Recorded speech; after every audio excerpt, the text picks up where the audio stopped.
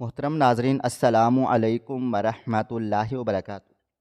میری شادی کو 2 سال ہوئے تھے۔ اچانک میری نند بیوہ ہو کر میکے آ گئی۔ اس کو میرا سجنا سورنا شوہر سے بات کرنا پسند نہیں تھا۔ وہ مجھ سے حسد کرنے لگی کیونکہ وہ بیوہ تھی، وہ بناؤ سنگھار نہیں کر سکتی تھی۔ اب اس نے ساس کو بھی بھڑکانا شروع کیا تھا۔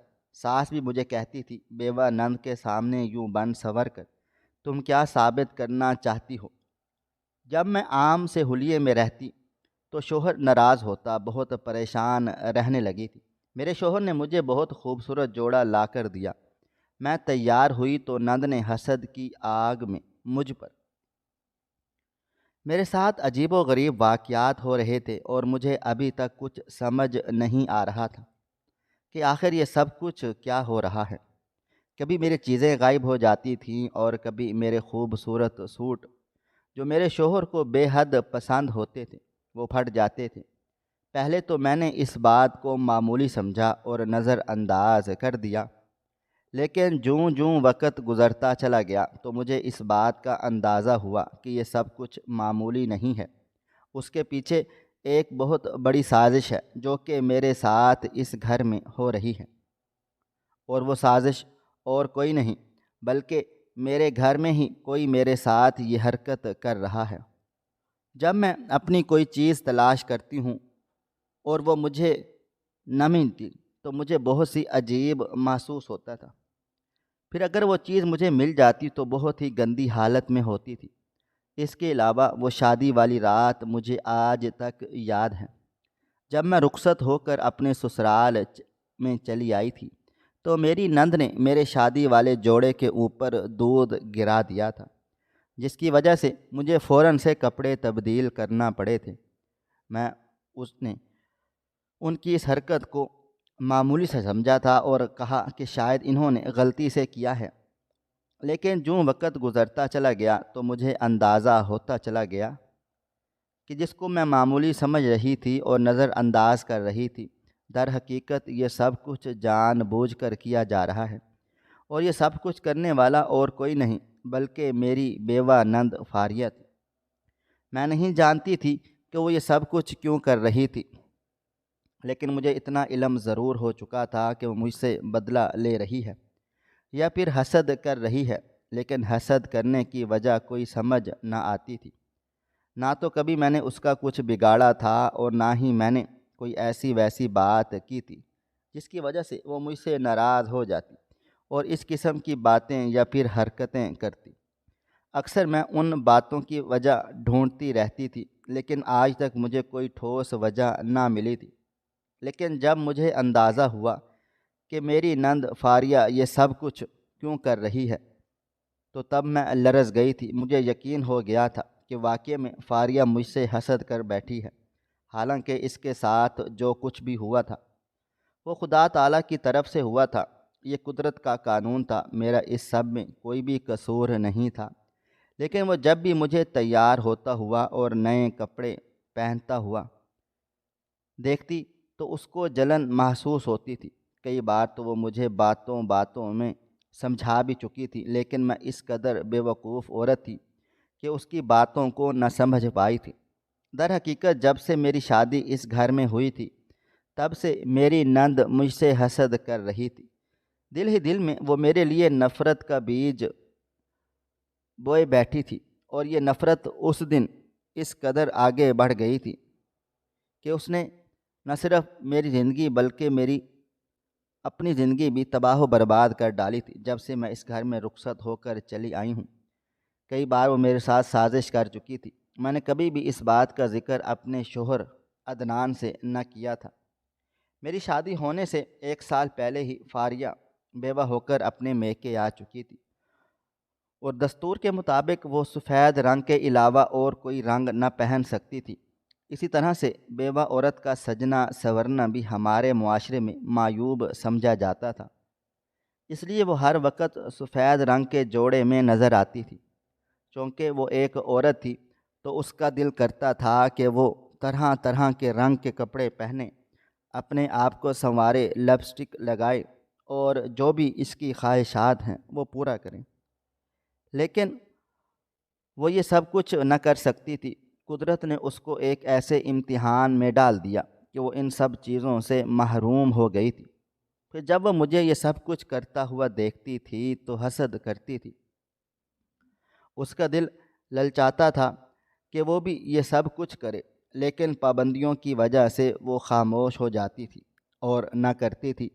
لیکن جب بھی میں اپنے شوہر کے کہنے پر تیار ہوتی یا کوئی اچھا سوٹ پہنتی تو فاریہ مجھے دیکھ کر حسد محسوس کرتی تھی، یہاں تک کہ وہ مجھے باتوں باتوں میں کئی بار کہہ چکی تھی کہ جب کسی گھر میں نند بیوہ ہو کر آ جائے تو اس کی بھابھی پر یہ فرض بنتا ہے کہ وہ اپنی نند کے سامنے سجنے سنورنے میں تھوڑی احتیاط کریں۔ فاریہ کی یہ بات سن کر میں خاموش ہو جاتی تھی۔ اس کے سامنے سجنے سنورنے میں کہ میں احتیاط بھی کیا کرتی تھی، نہ تو رنگ برنگے کپڑے پہنتی اور نہ ہی اپنے آپ کو زیادہ سنوارتی تھی، صرف اس لیے کہ کہیں فاریہ کو برا نہ لگ جائے اور وہ یہ نہ سوچے کہ میں اس کو جلانے کی خاطر یہ سب کچھ کر رہی ہوں۔ لیکن میں ایک شادی شدہ عورت تھی، میرا شوہر مجھے ہر وقت سجا ہوا دیکھنا چاہتا تھا۔ وہ چاہتا تھا کہ میں اس کے لیے تیار رہوں اور اس کی خواہشات کو پورا کروں۔ اس سب کے باوجود میں کوشش کرتی تھی کہ میں سادہ رہوں تاکہ فاریہ کو تکلیف محسوس نہ ہو، لیکن میں کیا کر سکتی تھی؟ میرا سجنا سنورنا بھی مجبوری تھا، کیونکہ میرا شوہر ہر وقت مجھ سے سجنے کی خواہش کرتا رہتا تھا۔ تو پھر میں اس کی خواہش کو کس طرح سے رد کر سکتی تھی؟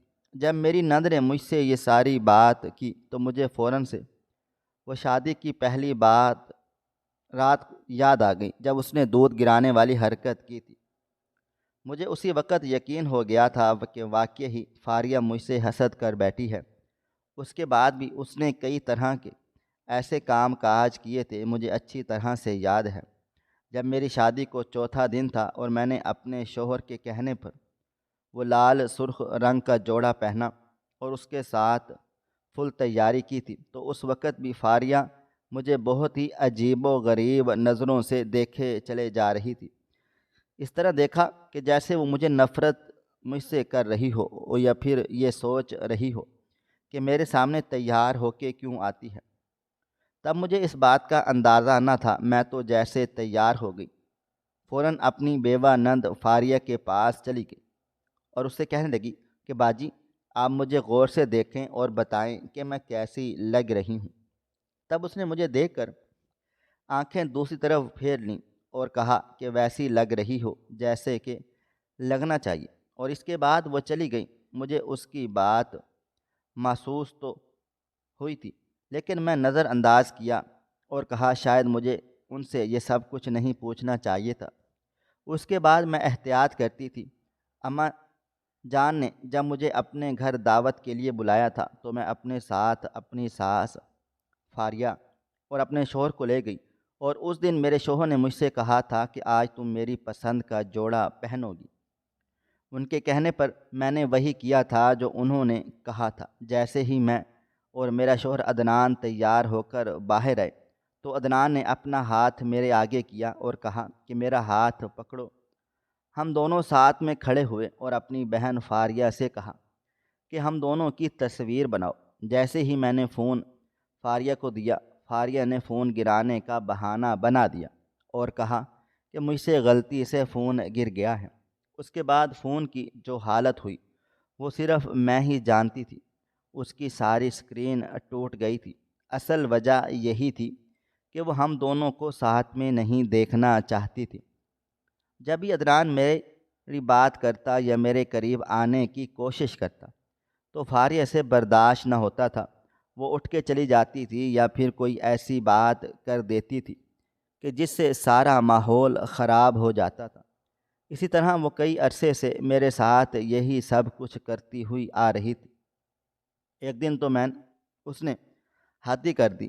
میرے ساتھ حسد میں آ کر اس نے ایک ایسا کام کیا جس کام کی مجھے فاریہ سے امید نہیں تھی۔ میں سوچ بھی نہیں سکتی تھی کہ فاریہ میرے ساتھ یہ سب کچھ کرے گی۔ جب میں اپنی ماں کے گھر رہنے کے لیے گئی اور وہ دونوں بعد گھر واپس آئی تو میں آ کر اپنی ساس سے ملی اور فاریہ کے بھی گلے ملی تو دونوں نے میری خوشی سے استقبال کیا۔ مجھے ابھی تک یہ پتہ نہ تھا کہ فاریہ میرے کپڑوں کے ساتھ کیا کر چکی ہے۔ اس طرح سے ایک دن مجھے گزر گیا، پھر بھی مجھے اندازہ نہ ہو سکا۔ جب اگلے دن ہوا، میرے شوہر نے کہا کہ تم تیار ہو جاؤ، آج ہم باہر کھانا کھائیں گے۔ کافی دن گزر چکے ہیں، ہم دونوں ساتھ میں باہر نہیں گئے، اس لیے آج تم اچھے سے تیار ہو جاؤ۔ مجھے بھی آفس سے آج جلدی چھٹی مل گئی ہے، اسی بہانے باہر چلتے ہیں۔ ان کی بات مان کر میں تیار ہونے چلی گئی، لیکن جیسے ہی میں اپنے کپڑوں کی الماری کی طرف گئی تو اس کو دیکھتے ہی میرے ہوش اڑ گئے تھے۔ میں سوچ بھی نہیں سکتی تھی کہ میرے گھر میں یہ سب کچھ ہو جائے گا۔ جب میں نے اپنے کپڑوں کو دیکھا تو جو ابھی میرے قیمتی اور سب سے خوبصورت رنگ کے جوڑے تھے، ان سب کو مختلف جگہوں سے کینچی کے ساتھ کاٹا جا چکا تھا۔ پہلے میں نے ایک سوٹ دیکھا، پھر اس کو میں نے دوسری سائیڈ میں رکھا۔ اس طرح جب میں نے کئی اور سوٹ دیکھے تو میں نے فوراً سے عدنان کو بلا لیا اور کہا کہ آپ دیکھیں یہ میرے سوٹوں کو کیا ہو گیا ہے۔ عدنان دیکھ کر حیران رہ گیا تھا اور مجھ سے کہنے لگا کہ میں نہیں جانتا ہمارے کمرے میں کون آیا تھا، لیکن یقیناً یہ کسی نے جان بوجھ کر کیا ہے، کیونکہ اس طرح کوئی بھی کی بات پہلے ہمارے گھر میں نہیں ہوتی۔ تو یہ پھر آج کیا ہو گیا ہے، کس نے کیا ہے؟ ابھی ہم دونوں یہی بات چیت کر ہی رہے تھے کہ عدنان نے اپنی ماں کو بلایا اور کہا، اماں جان آپ خود اپنی آنکھوں سے دیکھ لیں۔ میں تو بالکل سن ہو چکی تھی، سمجھ نہیں آ رہا تھا کہ آخر یہ سب کچھ کیا ہو رہا ہے۔ جیسے میری ساس نے دیکھا تو وہ عجیب و غریب نظروں سے دیکھنے لگی۔ میں نے محسوس کیا جیسے وہ اس سب کا الزام مجھ پر دینا چاہ رہی ہو۔ جیسے ہی مجھے ان نظروں سے دیکھا تو میں نے اپنی توجہ اپنے شوہر کی طرف کیا اور کہا، آخر یہ سب کچھ میرے ساتھ کون کر سکتا ہے؟ کون ہے جو میری خوشیوں کا دشمن بن چکا ہے؟ تب میری ساس نے کہا کہ جو کچھ ہونا تھا وہ ہو چکا ہے، اب دوبارہ اس معاملے میں کوئی بات نہ سنوں۔ یہ بات اسی کمرے میں رہ جائے اور فاریہ تک اس بات کا ذکر نہ کیا جائے تو بہتر ہوگا۔ میری ساس یہ سب کچھ کہتے ہوئے وہاں سے چلی گئی تھی۔ میں نے اپنے شوہر کو دیکھا اور کچھ کہے بغیر الماری کو بند کر دیا تھا اور اپنے کمرے میں آ بیٹھی۔ میں گہری سوچ میں جا چکی تھی اور مجھے اس سب کا شک فاریہ پر ہو رہا تھا۔ میں جان چکی تھی کہ یہ سب کچھ فاریہ ہی کر سکتی ہے، کیونکہ وہ باتوں باتوں میں مجھ سے کئی بار کہہ چکی تھی اور اس کی باتیں مجھے اچھی طرح سے سمجھ میں آ چکی تھیں کہ ان کا مطلب کیا ہوتا ہے، لیکن میں پھر بھی نظر انداز کر بیٹھی تھی۔ عدنان نے میرے ہاتھ کو اپنے ہاتھوں میں لیا اور کہا کہ تمہیں پریشان ہونے کی ضرورت نہیں ہے، گھروں میں ایسی باتیں ہو جاتی ہیں، لیکن اس بات کا ذکر اب تم کسی سے نہیں کرو گی۔ اماں نے کہا ہے یہ بات کمرے سے باہر نہیں آنی چاہیے تو مطلب نہیں آنی چاہیے۔ میں تم سے امید کرتا ہوں کہ تم میرے ساتھ کوآپریٹ کرو گی اور مزید تماشا ہونے سے بچا لو گی۔ میں نہیں چاہتا کہ ہمارے گھر کا ماحول خراب ہو جائے یا پھر کوئی بھی ایسی بات ہو کہ میں اپنے ہی گھر میں دو لوگوں کے درمیان انصاف کرتا بھی ہوں۔ اس لیے بہتر ہوگا کہ اس بات کو یہیں پر ختم کر دو۔ میں تمہیں اس سے بھی زیادہ خوبصورت جوڑے لے کر دوں گا، تم انہی کپڑوں میں بہت ہی اچھی لگ رہی ہو، یا پھر کوئی اور سوٹ جو بچ گیا ہو اس کو پہن لو اور چلو میں تمہیں شاپنگ پر لے کر چلتا ہوں۔ عدنان کے یہ الفاظ اور یہ ہمدردی کی باتیں میرے زخموں پر مرہم نہیں لگا سکتے تھے۔ خیر میں کیا ہی کر سکتی تھی، خاموشی کے علاوہ اور میرے پاس کچھ بھی نہیں تھا۔ نہ چاہتے ہوئے بھی مجھے عدنان کے ساتھ جانا پڑا اور خود کو یہ سمجھانا پڑا کہ مجھے آئندہ سے اپنے گھر کوئی اس طرح کے لیے چھوڑ کر نہیں جانا چاہیے۔ اسی طرح کئی دن گزر گئے، لیکن میری نند فاریہ کا رویہ میرے ساتھ ابھی تک ٹھیک نہ ہوا تھا۔ مجھے تو یوں محسوس ہو رہا تھا کہ جیسے دن بدن اس کا رویہ میرے ساتھ مزید خراب ہوتا چلا جا رہا ہے۔ اس سب کا ذمہ دار نہ جانے کون تھا۔ میں تو ایسا کوئی بھی کام نہیں کر رہی تھی جو اس کے خلاف ہو، لیکن پھر بھی مجھے سزا دی جا رہی تھی۔ اب تو فاریہ نے حد ہی کر دی، ایک کے بعد ایک سازش اس نے میرے خلاف کی، لیکن اس بار جو اس نے سازش کی وہ نہایت ہی گھٹیا ترین تھی، کیونکہ اس بار اس نے اپنی ماں کو یعنی میری ساس کو میرے خلاف کرنا شروع کر دیا تھا۔ ان کو ہر وقت بھڑکاتی رہتی اور کہتی تھی کہ نہ تو میں کوئی کام کرتی ہوں، سارا دن دلہن بن کر بن سنور کر شوہر کے انتظار میں بیٹھی رہتی ہوں، حالانکہ میں ایسا بالکل بھی نہ کرتی تھی۔ میری پوری کوشش ہوتی تھی کہ میں صبح جلدی اٹھوں، گھر کا کام کاج کروں، اپنی ساس کی خدمت کروں، یہاں تک کہ میں تو فاریہ کو بھی کام کرنے سے روکتی تھی، لیکن میری ساس مجھ سے کہتی تھی کہ تم دونوں مل کر کام کیا کرو، تو اس لیے فاریہ دن میں ایک دو کام کاج کر دیتی تھی، پھر بھی وہ مجھ سے ناراض اور خفا رہتی۔ ایک سال پہلے ہونے والے واقعے نے فاریہ کو پاگل کر دیا تھا اور وہ اس سب کا قصوروار مجھے سمجھ رہی تھی۔ فاریہ کی شادی اس کے چچا زاد سے ہوئی تھی۔ فاریہ اپنے کزن نوید کو بے حد پسند کرتی تھی۔ یہ دونوں بچپن سے ایک دوسرے کے پیار میں مبتلا ہو گئے، اور فاریہ نے نوید کو حاصل کرنے کے لیے اپنے گھر والوں کی مخالفت کی، حالانکہ فاریہ کی ماں نہیں چاہتی تھی کہ فاریہ کا رشتہ ان لوگوں کے ہاں ہو۔ اس سب کے باوجود بھی فاریہ نے اپنی بات منوانے کے لیے ہر حد پار کر دی، یہاں تک کہ اس نے یہ بھی سوچ لیا تھا کہ اگر اس کے گھر والوں نے نوید سے اس کی شادی نہ کروائی تو وہ اس گھر سے بھاگ جائے گی۔ اب اس کی آنکھوں کے آگے اندھیرا سا ہو گیا تھا، نوید کے علاوہ اس کو کوئی بھی شخص نظر نہ آتا تھا۔ جب میرے شوہر عدنان نے اور میری ساس نے فاریہ کی یہ حالت دیکھی تو وہ مجبور ہو گئے تھے، انہوں نے نوید کے ساتھ اس کی شادی کر دی۔ نوید کی ماں بہت ہی اکڑو قسم کی عورت تھی، اس نے فاریہ کو بہت برے دن دکھائے، یہاں تک کہ فاریہ کی ماں کو بھی ذلیل و رسوا کیا۔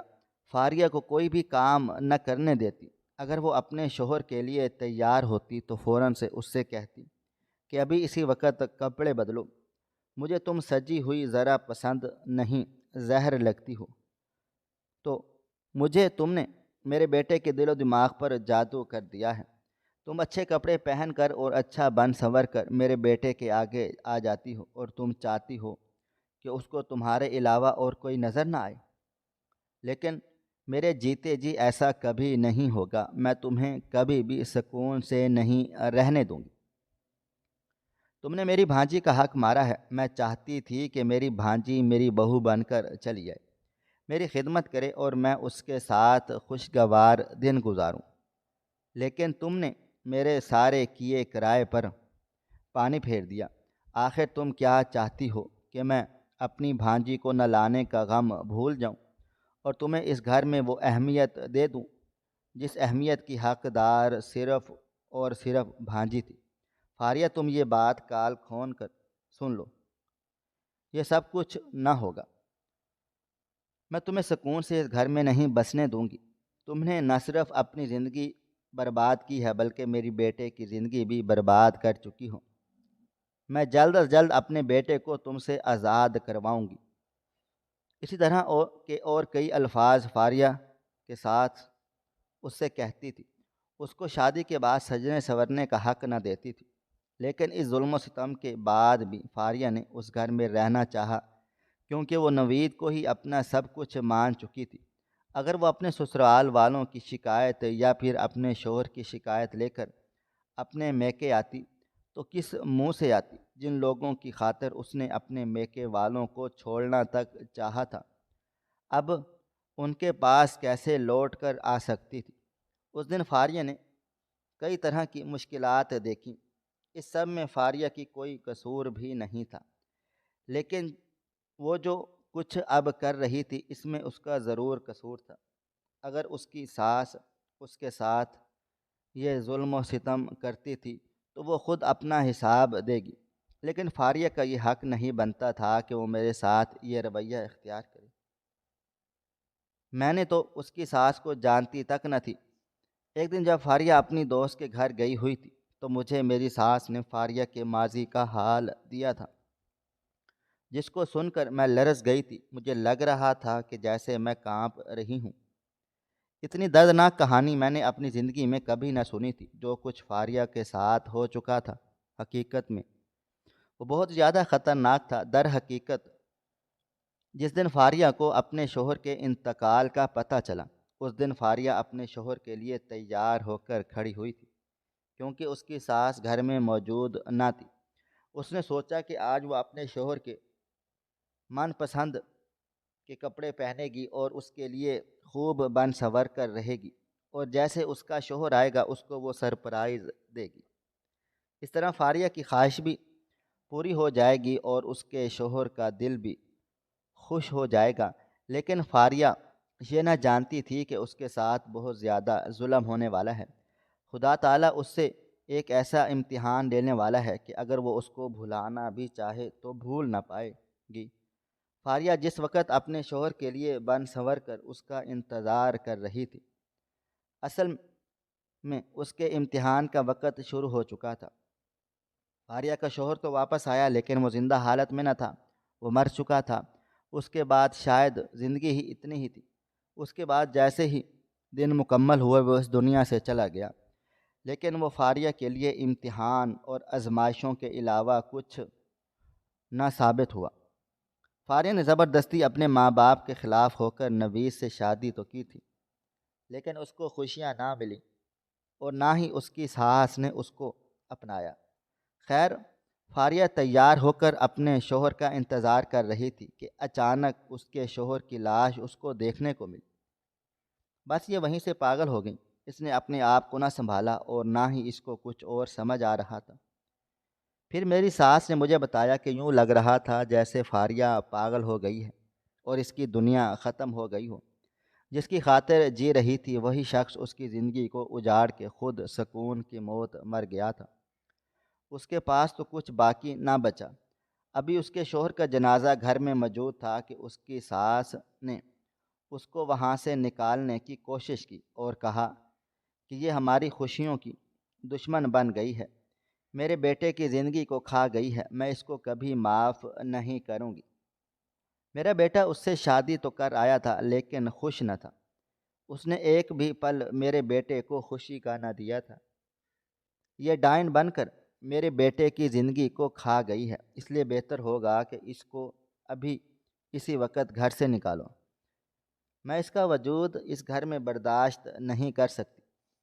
اگر یہ اس گھر میں ہی رہی تو مجھے کچھ ہو جائے گا، مجھے میرے بیٹے کی موت یاد آتی رہے گی، وہ وقت یاد آتا رہے گا جب میں اس کو بیاہ کر اس گھر میں لائی تھی۔ میں نہیں چاہتی کہ ہمارے گھر پر مزید کوئی مصیبت آ جائے، اس لیے بہتر ہوگا کہ ابھی اسی وقت فاریہ کو اس گھر سے نکالو۔ فاریہ تو اس ہوش میں نہ تھی، وہ اپنی ساس کی باتوں کو دل پر لیتی۔ اس کے تو ہوش و حواس سب کچھ ختم ہو چکے تھے۔ وہ ایک ہی حالت میں مردوں کی طرح پڑی ہوئی تھی، نہ تو دن کا ہوش تھا اور نہ ہی رات کا ہوش تھا۔ اس کے تو دماغ کو دورے ہونے لگ گئے تھے۔ فاریہ کی جو حالت ان دنوں میں ہوئی تھی، ایسی حالت خدا کسی کی بھی نہ کرے۔ بیٹا، تم میری بہو ہو، مجھے جب بھی وہ وقت یاد آتا ہے تو میں لرز جاتی ہوں۔ میری بیٹی نے بہت زیادہ دکھ دیکھے ہیں، بہت غم سہے ہیں۔ اگر انجانے میں وہ تم سے کوئی بات کر دے تو خدا را اس کو معاف کر دیا کرو۔ یہ اب اس دنیا میں جینے لگی ہے، پہلے تو کسی سے بات بھی نہ کرتی تھی، کچھ بھی نہ کھاتی تھی نہ پیتی تھی، بس ایک ہی حالت میں اپنی زندگی کو گزار رہی تھی۔ کئی بار اس نے خودکشی کرنے کی کوشش کی ہے، لیکن خدا اس کو لمبی عمر دے، میں وقت پر پہنچ جاتی تھی اور یہ بچ جاتی تھی۔ اس لیے میں ہر وقت اس کے ساتھ سائے کی طرح رہتی رہی ہوں۔ یہ سوچتی ہوں کہ کہیں اپنے ساتھ غلط نہ کر بیٹھے۔ تمہیں بھی یہی سب کچھ سمجھا رہی ہوں کہ فاریہ کی باتوں کو دل پر مت لیا کرو۔ میں نے اپنی ساس کے منہ سے جب فاریہ کی یہ دردناک کہانی سنی تو میری آنکھیں نم ہو گئیں۔ میں ان کے قریب ہوئی، ان کے گلے ملی اور کہا، میں جانتی ہوں ایک ماں کو اس کی اولاد کا غم بوڑھا کر دیتا ہے۔ بے شک آپ کے ساتھ بھی یہی سب کچھ ہو چکا ہے، مجھے معاف کر دیں۔ میں ایک شادی شدہ لڑکی ہوں، سجنا سورنا میرا حق بنتا ہے، اور پھر آپ کے بیٹے کی اس سب میں کیا قصور ہے؟ وہ اپنی بیوی کو سجا سنورا ہوا دیکھنا چاہتا ہے، پھر میں کیسے اس کی خواہش کو پورا نہ کروں؟ تب میری ساس میری یہ بات سن کر خاموش ہو گئی۔ ابھی ہم دونوں یہی بات چیت کر رہے تھے کہ فاریہ آ گئی۔ وہ پھر مجھے عجیب و غریب نظروں سے دیکھنے لگ گئی تھی۔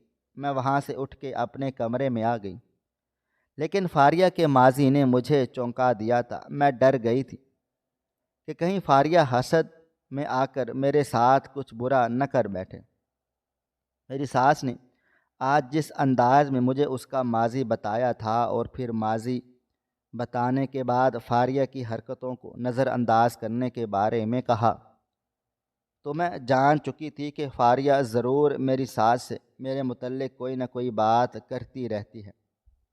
لیکن پھر میں خاموش ہو گئی، اپنے دماغ کو دوسری طرف لے گئی تھی اور اپنی سہانی زندگی کے بارے میں سوچنے لگی کہ آج سوچا کہ اپنے شوہر کے لیے تیار ہوں گی، جب وہ کمرے میں آئے گا تو میں تیار ہو جاؤں گی، پھر میں اپنے کمرے میں ہی یہ سب کچھ کروں گی، کیونکہ میں بہت اچھے سے جان چکی تھی کہ میری ساس کو بھی اب میرا سجنا سنورنا اچھا نہیں لگتا، تو اس لیے آج رات میں اپنے کمرے میں ہی تیار ہو گئی۔ میرے شوہر کو میری یہ ادا بہت زیادہ پسند آ گئی تھی، اور اس نے کہا کہ مجھے لگتا ہے کہ تم ہمارے گھر کے حالات کو سمجھنے لگ گئی ہو۔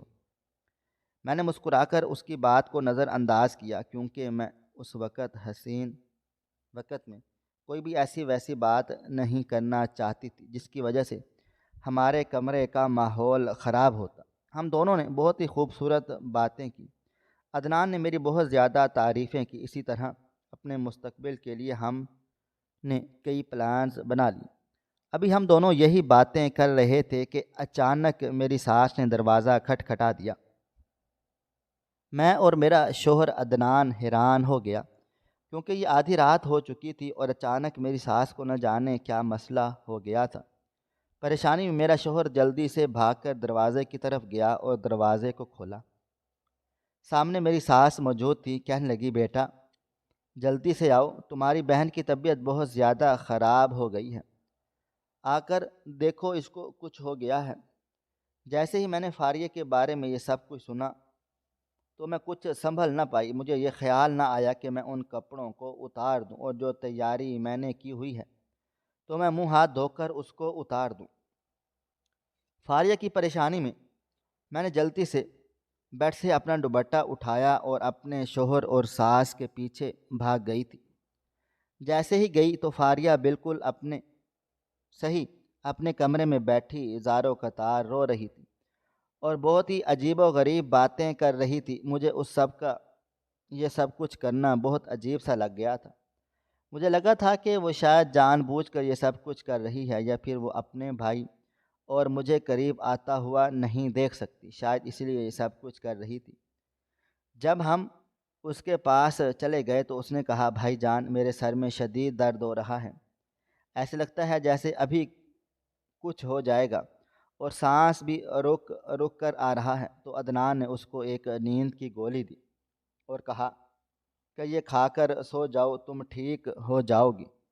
ہم کافی دیر وہیں پر بیٹھے رہے۔ جب وہ سو گئی تو اس کے بعد ہم لوگ واپس چلے آئے۔ میری ساس مجھے بار بار دیکھ رہی تھی، اور فاریہ بھی مجھے دیکھ کر کبھی مسکرا لیتی تھی تو کبھی اپنے بھائی جان کی طرف دیکھ کے رونے لگ جاتی تھی۔ اس کے مسکرانے سے تو مجھے یہی بات سمجھ میں آئی تھی کہ شاید اس نے یہ سب کچھ ڈرامہ کیا تھا اور یہ ایک سازش ہے۔ مجھے سب کچھ سمجھ آ چکا تھا، لیکن پھر بھی میں خاموش ہو گئی اور آ کر سو گئی۔ اس کے بعد عدنان بھی آ کر سو گیا اور ہماری ساری باتیں وہیں ادھوری رہ گئی تھی۔ میں نے آ کر اپنے کپڑے اتارے، مایوسی اور نا امیدی کے ساتھ سو گئی۔ اس طرح دن گزرتے چلے جا رہے تھے، لیکن ہر گزرتا دن میرے لیے نئی آزمائش اور امتحان کا سبب بن رہا تھا۔ کبھی فاریہ میرے ساتھ کچھ کر رہی تھی تو کبھی سانس کچھ کر رہی تھی۔ نہ جانے اس کے دل و دماغ میں آخر ایسا بھی کیا چل رہا تھا جس کی وجہ سے وہ یہ سب کچھ کر رہی تھی۔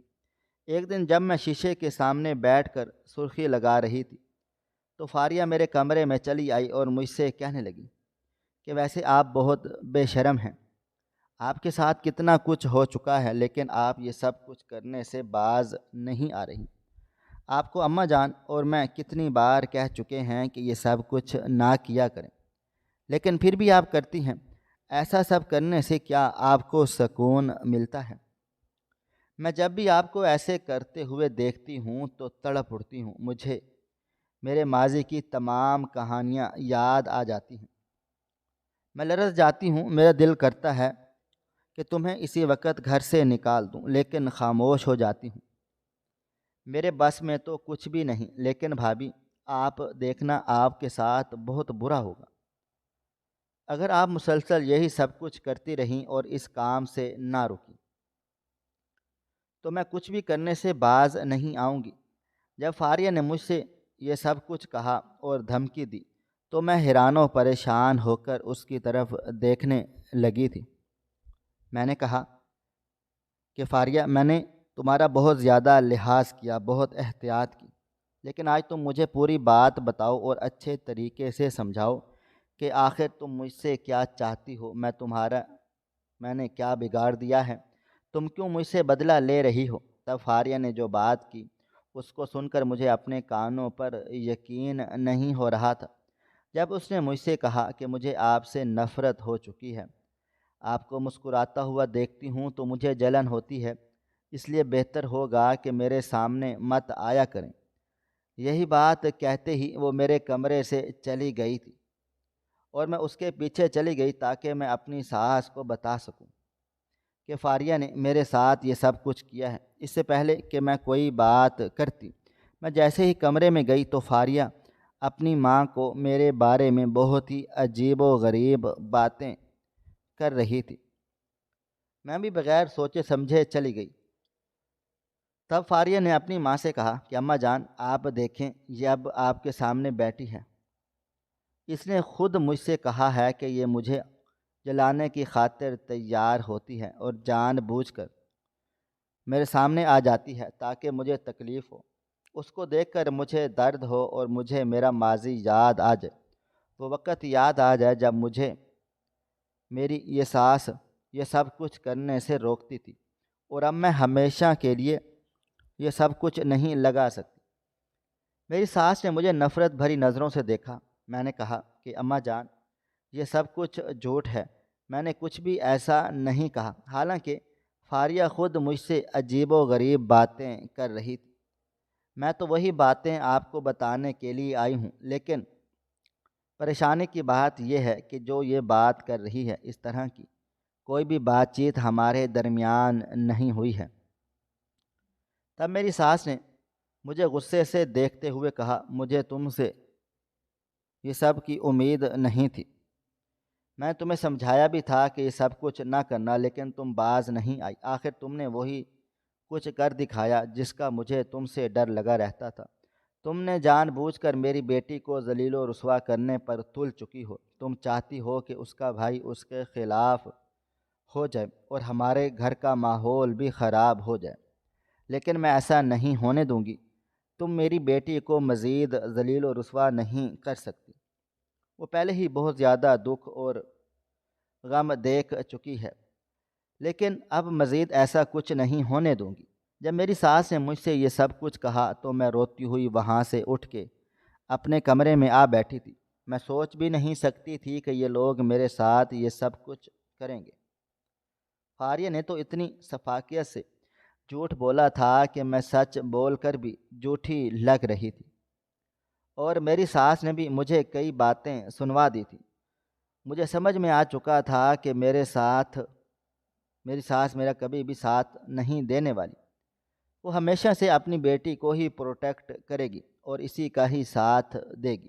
اس بات نے مجھے بہت زیادہ تکلیف دی۔ میں روتی رہ گئی اور اپنے آپ کو سمجھاتی رہ گئی کہ یہ وقت گزر جائے گا، مجھے صبر کرنا ہوگا، لیکن اب میں کیا ہی کر سکتی تھی، صبر کی حد ہوتی ہے، اور اب میرے صبر کی حد ختم ہو چکی تھی۔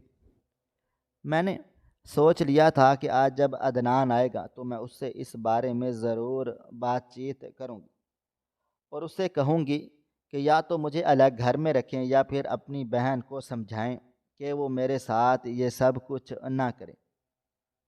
ابھی میں یہی سب کچھ سوچ رہی تھی کہ اچانک سے عدنان کی کال آ گئی۔ اس کو دیکھا تو مجھے کچھ حوصلہ ہوا اور میں نے سوچا کہ آج میں اس سے کہوں گی کہ جلدی گھر واپس لوٹ آئے۔ لیکن اس سے پہلے کہ میں کچھ کہتی، عدنان نے مجھ سے ایسی بات کی جس کو سن کر میرے قدموں کے نیچے سے زمین نکل گئی تھی۔ عدنان کی باتیں مجھ پر تیروں کی طرح برسات کر رہی تھی۔ میں نے خاموشی سے اس کی بات کو سنا اور پھر آخر پر فون بند کر دیا۔ میں نے کوئی بھی اس کو صفائی نہ دی اور نہ ہی اپنے بارے میں کوئی بات چیت کی۔ جب وہ سب فیصلہ کر چکا تھا اور وہ اپنی ماں اور بہن کا ساتھ دے رہا تھا، تب میری بات کرنے کا کوئی بھی فائدہ نہیں تھا۔ لیکن میں کبھی بھی عدنان کے وہ الفاظ نہ بھلا پائی جو اس نے مجھ سے کہے تھے۔ جب اس نے مجھے کہا کہ آخر تم چاہتی کیا ہو؟ تم نے کیوں میری بہن کے اوپر الزامات لگائے ہیں؟ یہاں تک کہ تم اس سے کہہ رہی ہو کہ وہ ہمارے گھر سے چلی جائے۔ میری بہن کی وجہ سے تمہارا سکون برباد ہو رہا ہے اور میری ماں تم سے سارا دن کام کاج کرواتی ہے، یا پھر اس طرح کے کوئی اور الزامات تم نے میری ماں اور بہن پر لگائے ہیں۔ مجھے تم سے اس سب کی امید نہیں تھی۔ تم نے وہی کچھ کر دکھایا جس کے بارے میں پہلے دن سے تمہیں روکتا چلا آ رہا تھا۔ آخر تو میری بہن اور میری ماں سے کیا چاہتی ہو؟ میں اب اپنی بہن کو کہاں لے کر جاؤں؟ اگر اس کو گھر سے نکال دوں تو وہ کہاں جائے گی؟ اس کا تو ہمارے علاوہ اور کوئی ہے ہی نہیں، اور تم جانتی ہو کہ وہ بیوہ ہے۔ اس کی ساس نے تو اس کے شوہر کے انتقال پر ہی اس کو گھر سے نکال دیا تھا۔ ہمارے علاوہ اس کا کوئی بھی نہیں ہے، لیکن تم سے اس کا وجود اس گھر میں برداشت ہی نہیں ہوتا۔ اگر وہ تم سے کوئی بات کر بھی دیتی ہے تو اس کو نظر انداز کر دیا کرو۔ تم سے بڑی ہے، تمہیں سمجھاتی ہے، لیکن نہ جانے تم نے کیا سوچ رکھا ہے مجھے ذلیل و رسوا کرنے کی تم نے ٹھان لی ہے۔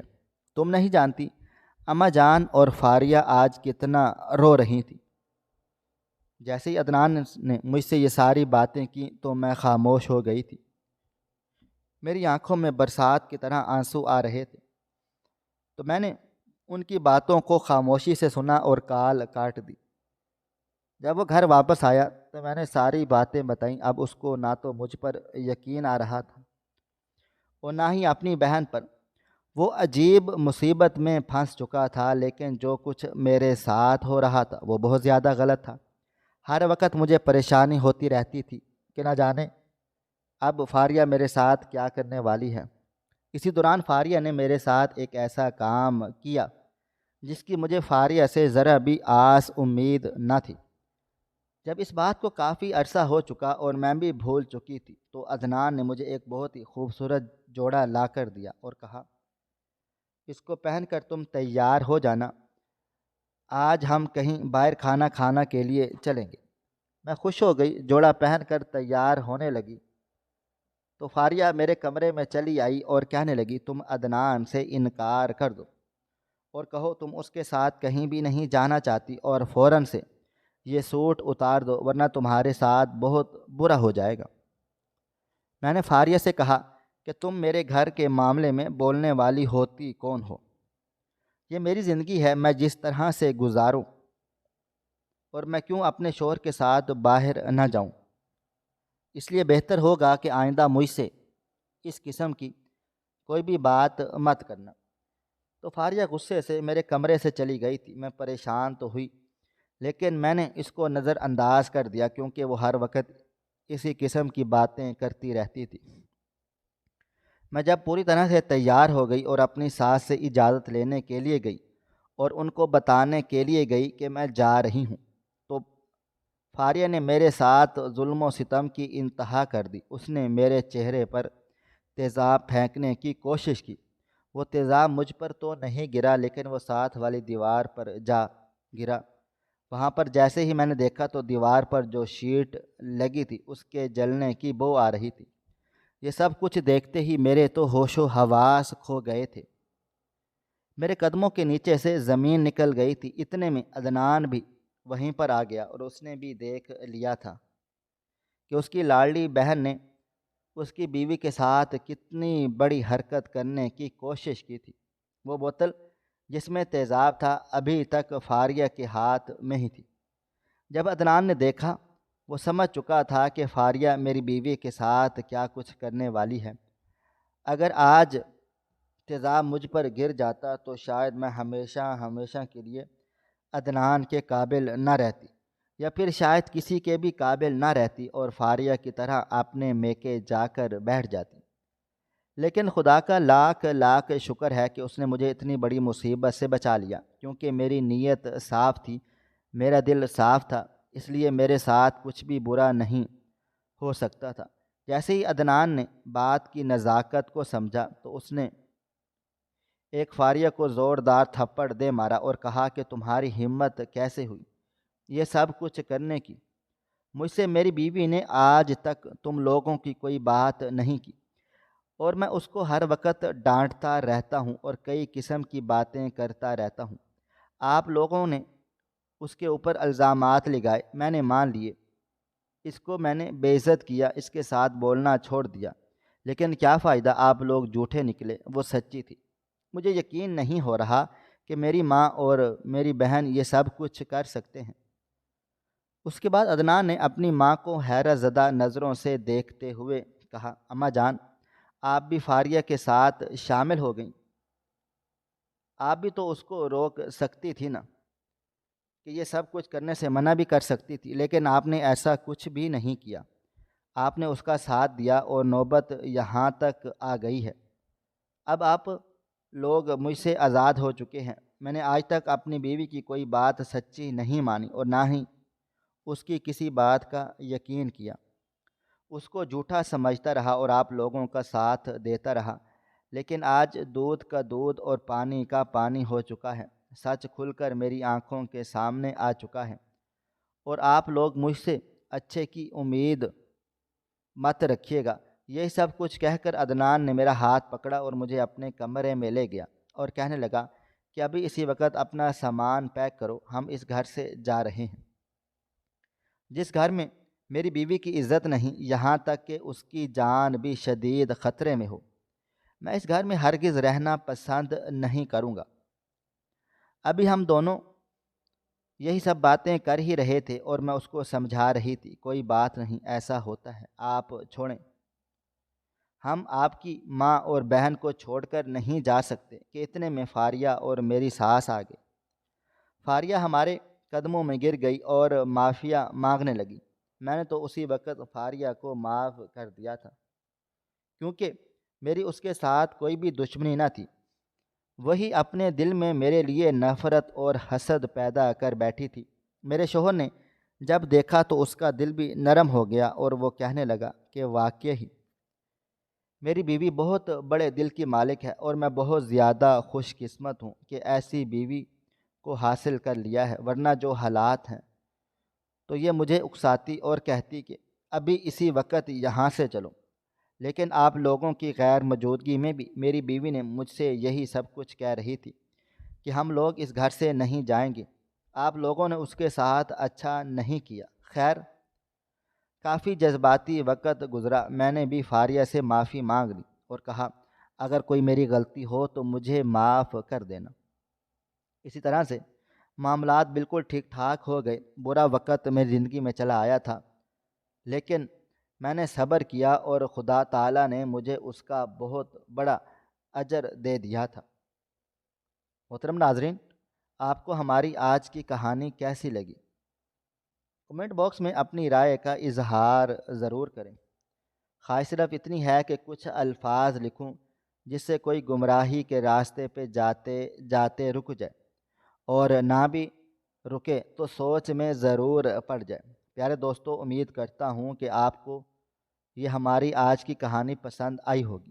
ہماری آج کی کہانی پسند آئی ہو تو ویڈیو کو لائک کریں، کومنٹس کریں، شیئر کرنا بالکل بھی نہ بھولیں، اور ہاں، اگر آپ لوگ اس چینل پر نئے ہیں تو ہمارے چینل ہریرہ انفو کو ضرور سبسکرائب کر لیں اور نوٹیفیکیشن کو ضرور دبا دیں تاکہ آنے والی کہانی سب سے پہلے آپ کو مل سکے۔ ملتے ہیں کل ایک نئی اور دلچسپ کہانی کے ساتھ، تب تک اپنا ڈھیر سارا خیال رکھیے گا۔ اللہ حافظ۔